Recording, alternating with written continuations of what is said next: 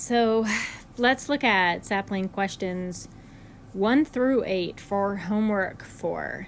Some of these questions are just going to be asking us to identify molecules that have the correct functional group. Like question number 1 is asking us to look for molecules that are aldehydes. First thing that we should be looking for are molecules that have carbon-oxygen double bonds. Not molecule A because it has no oxygens, not molecule B, it has an oxygen but there's no carbon-oxygen double bond. Molecule C has the carbon-oxygen double bond, but remember, in order to be classified as an aldehyde, on the carbon of the carbon-oxygen double bond, there needs to be directly attached at least one hydrogen. This carbon has a CH3 to the left and a CH3 to the right. Neither of those are just a hydrogen. Whereas molecule D has the carbon-oxygen double bond, and then kind of pointing up to the right-hand side there, you see that hydrogen. That is what makes it an aldehyde. Down here, molecule E, you might think, oh, that looks good. OH is not the same thing as H. That does not count as an aldehyde. And then F, there's no carbon-oxygen double bonds in that guy at all. Not an aldehyde. Let's see what's next. So this question looks like it's the exact same molecules again, but this time it's asking you to find the ketones. To find the ketones, you are again looking for carbon-oxygen double bonds. So not molecules that have no oxygens, not molecules that have oxygens but with single bonds. You're looking for molecules that have carbon-oxygen double bonds, but on those carbon-oxygen double bonds, you need to have carbons to the left and carbons to the right for it to be a ketone. Classifying as aldehydes or ketones or neither, well, if you don't have a carbon-oxygen double bond, that's just not an aldehyde or a ketone. There's another no double bond. Here's one that has no oxygens in it at all, this last one. So you're down to 3. These both have carbon-oxygen double bonds. They're either aldehydes or ketones. And what you're doing is asking yourself, on that carbon-oxygen double bond, is there just a hydrogen? If there is, look to the left, just a hydrogen, it's an aldehyde. If there is not, it's a ketone. Draw a Lewis structure for butanol, which has the condensed formula, blah, blah, blah, blah, blah, blah. So we're getting pretty good at drawing these condensed structures. I'm going to start setting this guy up. There's a carbon they've taken away our CH3 tool. So a carbon on the left-hand side with 3 hydrogens on it, CH3, and then our next carbon over is a CH2, and our next carbon over is a CH2 again, and then we have CHO. CHO is strange looking notation. There's the C, and oops, that's not what I wanted to do.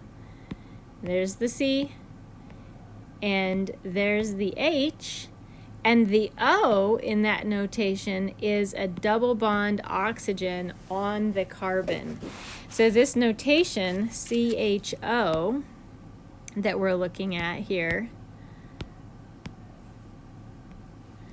this CHO is our shortcut or our condensed abbreviation for the aldehyde group.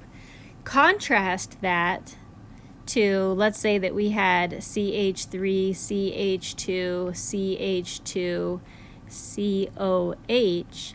COH is our shortcut for the alcohol group. So keep that in mind as you're doing these problems. And see how that one looks. Oh, I did not read the instructions. the instruction said that we need to include lone pairs of electrons on the oxygen. So notice I found the lone pairs in the more area. There they are. And to add them, I just touched the oxygen 2 times to put the lone pair on it. Gotta read the instructions. And then we have a couple that are asking us to give a name for a molecule. So remember, when we're naming, we want to find the longest continuous chain of carbons that includes the double bond, the CO double bond, and start numbering at the end closest to the carbon-oxygen double bond. Locate and name our substituents. So it's on 5-methyl. Give the name of the parent chain, hexane, but drop the E and replace it with al. And remember, because this is an aldehyde, we do not use 1 to indicate the location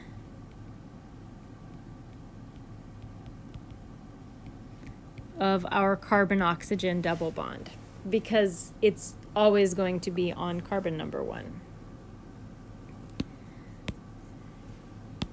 Question number 6. Similar, it wants us to draw the structure of 3-methyl-2-hexanone. When I'm being asked to draw a structure from a name, I usually like to start at the end of the name and work my way backwards. So in this case, I want to start at the hexanone. And hex is telling me that I have 6 carbons. The one is telling me that I have a double bond to an oxygen, it's a ketone, and 2-hexanone is telling me that that double bond is on carbon number 2. The other thing that I can see there is 3-methyl, so on carbon number 3, I've got a methyl group, and now all I have to do is make sure that every carbon has a total of 4 bonds. I'm going to read the directions again to make sure I'm not supposed to put lone pairs on there so I don't get that wrong again. That looks fine. And let's see this one, question number 7, asking us again to give a name for this molecule. So our job with naming is to find the longest carbon chain, which is right here, and number, giving the carbon-oxygen double bond the smallest possible number. The smallest number we can give it is 1. With cyclics, we always choose where number 1 is. This is a cyclohexane, but because it's a ketone, we drop the E and we replace it with -one. This is another example of a molecule where you don't need to put 1 in the front of the name, and in fact, sapling will mark it wrong if you put a 1 in the front of the name. It does not want it. I, however, would be more than happy with you saying that that molecule was 1-cyclohexanone. That would be fine with me. And then last but not least, an oxidation reaction. So this problem is giving us an aldehyde. It's telling us we're going to oxidize it. And then over here on this side, it redrew the structure of the reactant. So all we have to do is modify. Remember, when we're oxidizing, the first thing we look for is a carbon-oxygen single bond. Do we have one of those in this molecule? No, we do not. We have a carbon-oxygen double bond. So the next thing we should look for is, at that carbon-oxygen double bond, is there a hydrogen directly attached? And if there is, what we need to do is squeeze an oxygen into that spot.